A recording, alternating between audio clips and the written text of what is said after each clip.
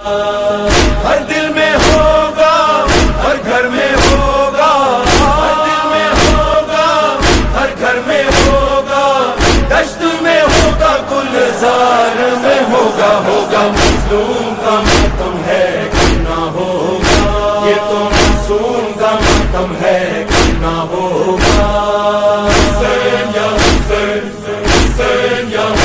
اعوذ باللہ من الشیطان الرجیم، بسم اللہ الرحمن الرحیم، وبہ نستعین وہو خیر المعین، اللہم صل علی محمد وآل محمد، بسم اللہ الرحمن الرحیم۔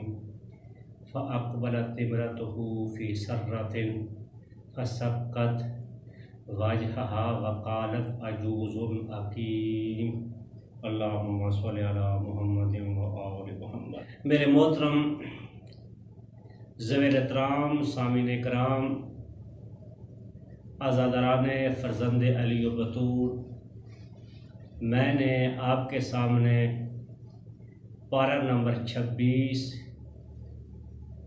کی آیت نمبر 29 کی تلاوت کا شرف حاصل کیا ہے، جس میں خالق اکبر نے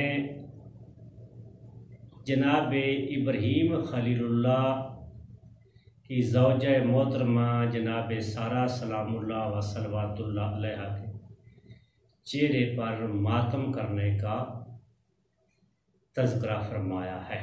جناب سارہ سلام اللہ و صلوات اللہ علیہ کو دو معصوموں کے ساتھ نسبت کا شرف حاصل ہے۔ جناب ابراہیم خلیل اللہ کی زوجہ ہیں اور جناب اسحاق کی والدہ گرامی ہیں۔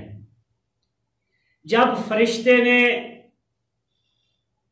جناب سارہ سلام اللہ و صلوات اللہ علیہ کو جناب اسحاق کی ولادت کی بشارت دی تو بی بی نے تعجب میں آ کر اپنے چہرے پہ ماتم کیا اور کہا، اب تو میں بوڑھی ہو چکی ہوں۔ اگر ماتم حرام ہوتا تو جناب ابراہیم خلیل اللہ انہیں ضرور منع کرتے۔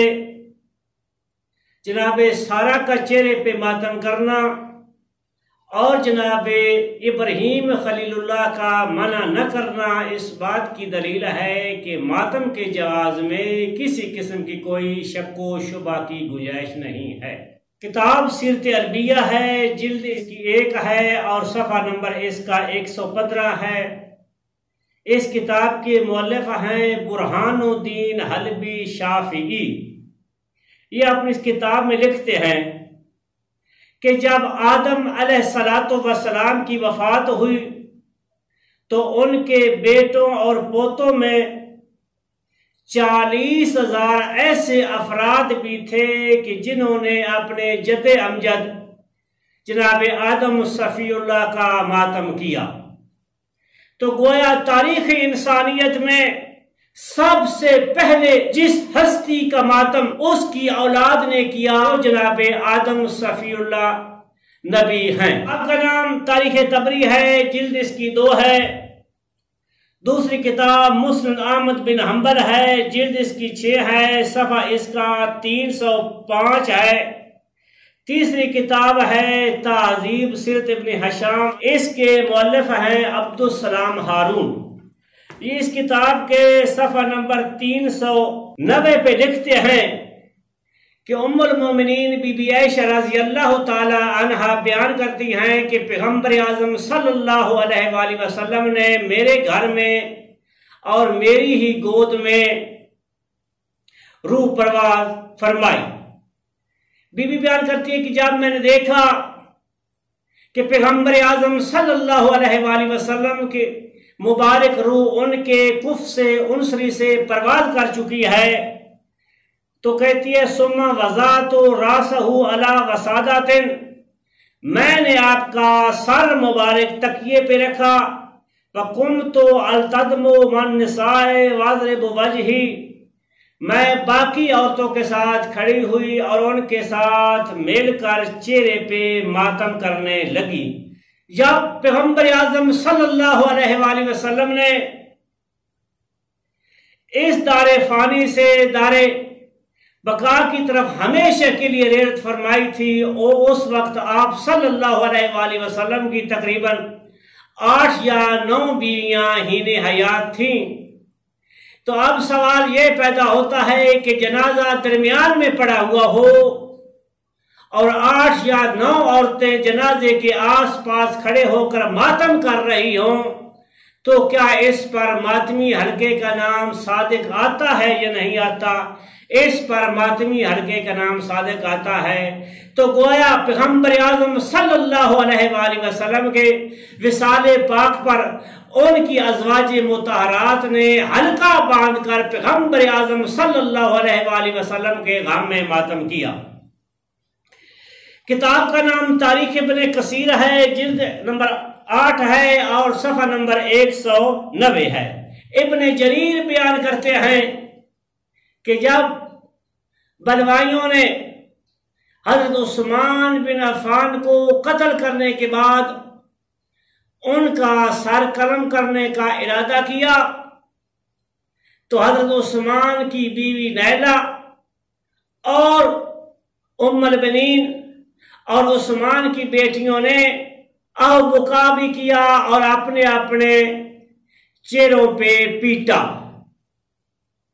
تو گویا حضرت عثمان بن عفان کی شہادت پر ان کے غم میں ان کی بیویوں نے بھی ماتم کیا، ان کی بیٹیوں نے بھی ماتم کیا۔ کیا حضرت عثمان کی بیویاں اور بیٹیاں ایت صبر کا مفہوم بھول چکی تھیں؟ ایسا ہرگز نہیں ہے۔ ماتمیوں پر حملہ کرنے سے پہلے ذرا سوچ لیا کرو کہ کہیں اس فتوے کی زاد میں ازواج مطہرات تو نہیں آ رہی، کہیں اس فتوے کی زاد میں حضرت عثمان کی بیویاں اور اولاد تو نہیں آ رہی۔ کتاب کا نام تاریخ ابن کثیر ہے، جلد نمبر 8 ہے، صفحہ نمبر 247 ہے۔ قرہ بن قیس بیان کرتا ہے کہ جب کربلا میں مردوں کو شہید کر دیا گیا اور عورتیں باقی بچ گئیں اور عورتوں کو مقتل سے گزارا جا رہا تھا، جب علی و بطول کی لاڈلیوں نے اپنے شہداء کی لاشوں کو کربلا کی گرم ریت پہ پڑے ہوئے دیکھا تو دھاڑے مار مار کر روئی اور اپنے رخساروں پر ماتم کیا۔ اگر ماتم شرعاً حرام ہوتا تو علی و بطول کی بیٹیاں ہرگز ماتم نہ کرتی۔ علی و بطول کی بیٹیوں نے امام سید الساجدین اور حضرت امام محمد باقر علیہ السلام کی موجودگی میں ماتم کیا، اور معصوم اماموں نے منع نہیں کیا، اور ائمہ کا منع نہ کرنا اس بات کی دلیل ہے کہ ماتم کے جواز میں کسی قسم کی کوئی شک و شبہ کی گنجائش نہیں ہے۔ ماتم اپنے اندر یہی فلسفہ چھپائی ہوئی ہے کہ اس ماتم کے ذریعے ظالم کے چہروں کو بے نقاب کیا جاتا ہے اور مظلوموں کے ساتھ الفت، محبت اور ہمدردی پیدا کرنے کا درس دیا جاتا ہے۔ آخر دعوانا ان الحمدللہ رب العالمین۔